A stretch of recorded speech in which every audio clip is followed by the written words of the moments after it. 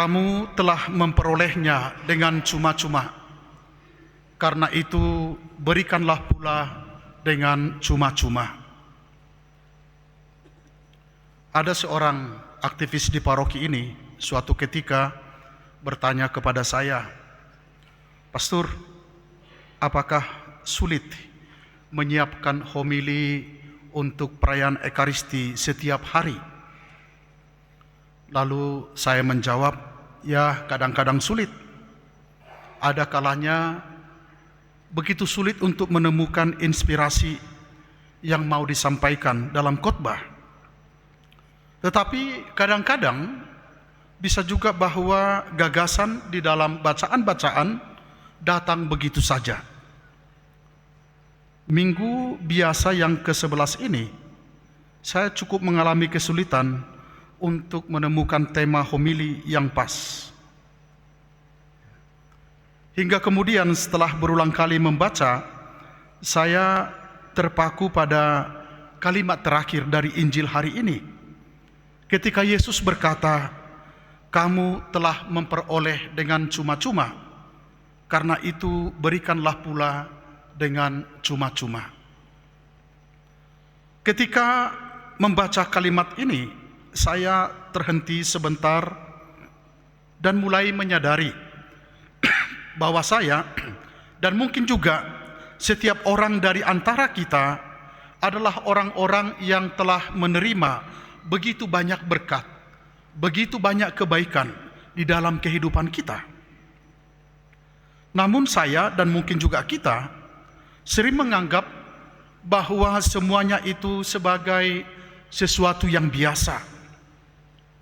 Karena itu mungkin kita jarang untuk berhenti sejenak untuk bertanya, mengapa saya menerima begitu banyak? Mengapa Tuhan begitu baik kepada saya? Tidak jarang bahwa hati, pikiran lebih banyak tertuju pada hal-hal yang negatif di dalam kehidupan kita. Lalu pertanyaannya jadi berbeda. Kenapa Allah tidak ada di pihakku? Kenapa Dia tidak mendengarkan doaku? Mengapa Dia tidak mau mengabulkan apa yang saya mohonkan?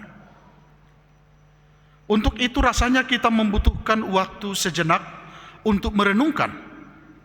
Sebagian besar dari kita memiliki kehidupan yang cukup baik.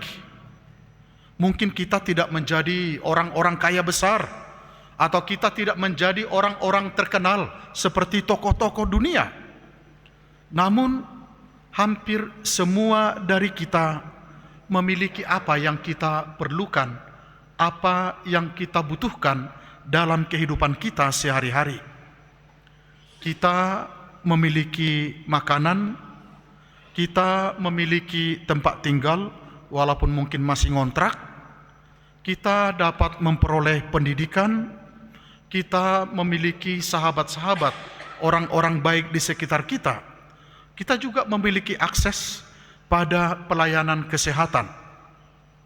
Artinya kita hidup dengan berbagai kemudahan yang bagi banyak orang di belahan dunia yang lain atau di wilayah yang lain masih sebatas impian. Lalu pertanyaannya, kenapa kita bisa memiliki semua ini?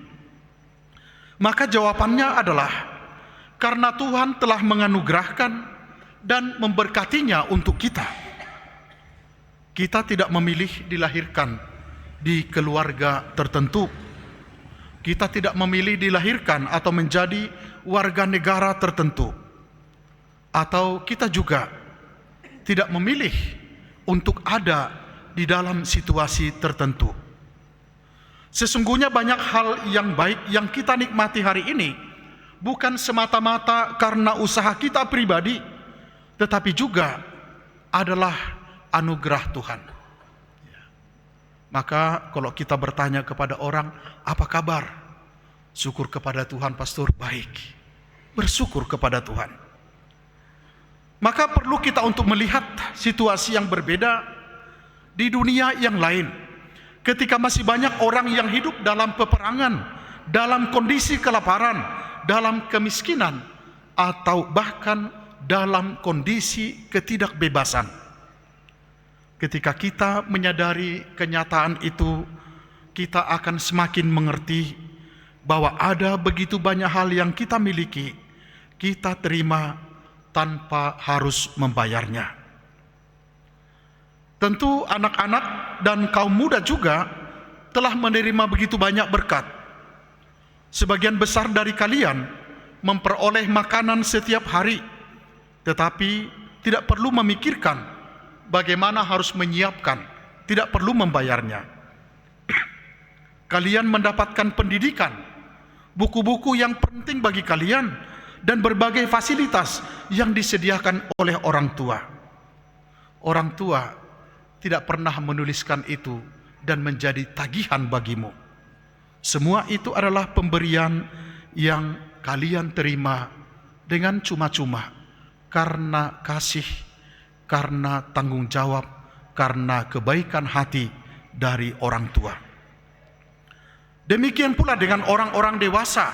Kita memiliki pekerjaan, kita memiliki keluarga, kesempatan untuk beristirahat, dan banyak kemudahan hidup lainnya. Sekali lagi, semua itu adalah karunia yang patut untuk kita syukuri. Lalu kita bisa bertanya, apa yang diminta Tuhan dari kita dengan semua kebaikannya? Apakah Tuhan meminta kita hidup sengsara atau melakukan hal-hal yang luar biasa berat? Saya kira tidak. Dalam Injil hari ini, Tuhan hanya meminta satu hal yang sederhana. Karena kamu telah menerima dengan cuma-cuma, maka berikanlah pula dengan cuma-cuma. Karena itu kita perlu bertanya kepada diri kita sendiri, apa yang dapat saya berikan kepada Tuhan dan kepada sesama secara cuma-cuma? Hal yang pertama yang dapat kita berikan adalah ungkapan atau ucapan syukur kita. Namun seringkali ini pun terlupakan. Bersyukur artinya kita meluangkan waktu untuk berbicara dengan Tuhan. Bersyukur artinya kita melihat betapa Tuhan telah hadir dalam perjalanan kita. Anak-anak, remaja, dan kaum muda, apakah kalian punya kebiasaan berdoa untuk bersyukur, berterima kasih kepada Tuhan atas kasih dan pengorbanan orang tua? Ketika kita bangun pagi atau sebelum tidur, apakah kalian sempat mengucapkan terima kasih kepada Tuhan atas semua yang telah kalian terima pada hari itu? Demikian juga bagi kita yang sudah dewasa, kita tidak boleh berkata, saya memiliki semuanya karena saya bekerja keras. Benar, memang kita bekerja keras, tetapi kita juga harus mengakui bahwa Tuhanlah yang memberi kesehatan, Tuhanlah yang memberi kesempatan, dan berbagai berkat yang memungkinkan semuanya itu pada akhirnya bisa terjadi dalam kehidupan kita. Tuhan tidak meminta kita pergi ke padang gurun untuk berpuasa selama 40 hari, 40 malam seperti yang dilakukan oleh Yesus. Namun Tuhan berharap kita memiliki hati yang tahu berterima kasih. Jika kita tidak pernah mengungkapkan syukur kepadanya, maka ada resiko besar, yakni kita menjadi pribadi yang tidak tahu berterima kasih.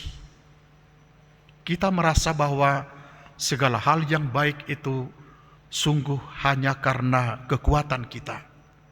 Kita menjadi mandul dalam hal spiritual untuk bersyukur kepada Allah. Hal yang sama juga berlaku dalam keluarga. Betapa indahnya jika seorang anak misalnya berkata kepada orang tuanya, Bapak, Ibu, terima kasih atas semua yang telah kalian lakukan untukku. Aku mengasihi kalian. Kalimat ini mungkin hanya membutuhkan beberapa detik untuk mengungkapkan, tetapi saya yakin nilainya akan sangat besar.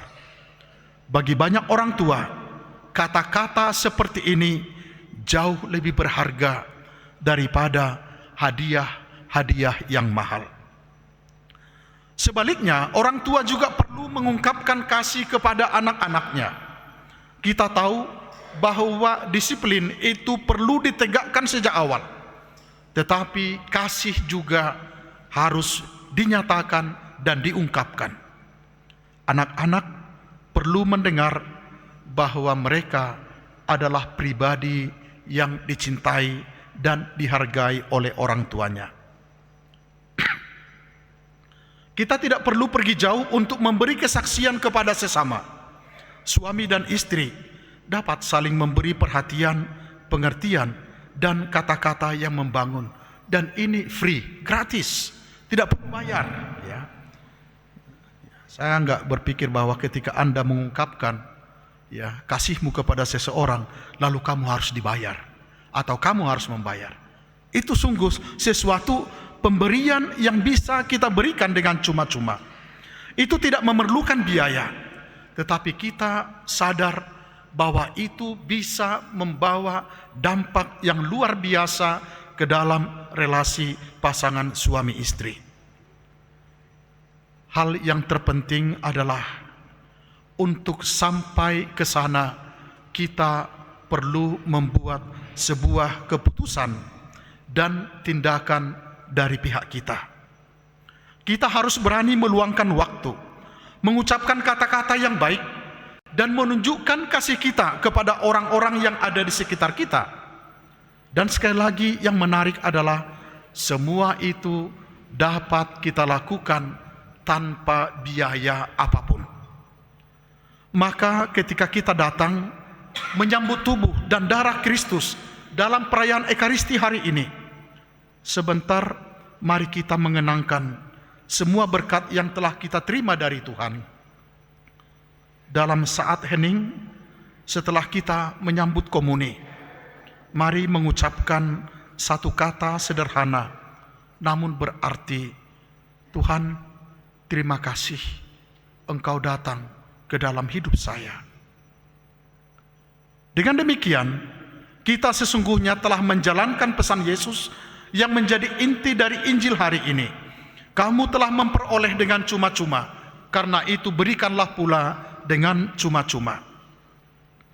Jika kita sungguh menghidupi kalimat ini di dalam kehidupan kita, maka sesungguhnya kita telah menemukan dasar yang kokoh untuk membangun keseluruhan hidup kita. Memberikan dengan cuma-cuma, jangan pernah dipikirkan ini terkait dengan materi, tetapi ini adalah pemberian yang kita terima dari Tuhan, sukacita, kasih, pengampunan, dan itu akan membuat hidup kita menjadi lebih utuh. Amin.